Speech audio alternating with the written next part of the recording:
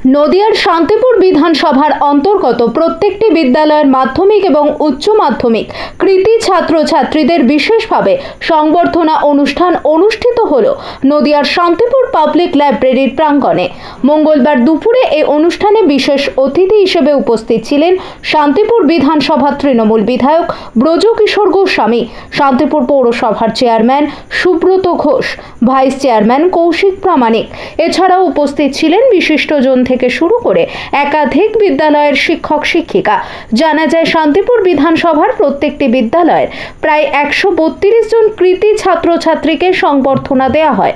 মূলত নদিয়ার এ প্রান্ত থেকে ও প্রান্তের 2 কৃতী ছাত্র এবার মাধ্যমিক এবং উচ্চ মাধ্যমিক পরীক্ষায় রাজ্যের মধ্যে নবম স্থান অধিকার করেছে, যার মধ্যে অন্যতম রয়েছে শান্তিপুর মিউনিসিপ্যাল উচ্চ বিদ্যালয়। এই বিদ্যালয়ে পড়াশোনা করে এবার মাধ্যমিক পরীক্ষায় রাজ্যের মধ্যে প্রথম স্থান অধিকার করেছিল প্রজ্জ্বল দাস। বিশেষ করে তাকেও পুষ্পস্তবক দিয়ে সংবর্ধনা জানান শান্তিপুর বিধানসভার তৃণমূল বিধায়ক ব্রজকিশোর গোস্বামী।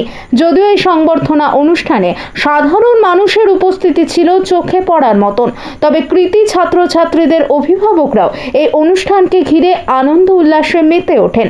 মঙ্গলবার দুপুরে কৃতী ছাত্রছাত্রীদের সংবর্ধনা অনুষ্ঠান যেন এক অনন্য রূপ নেয় এই পাবলিক লাইব্রেরি প্রাঙ্গণে।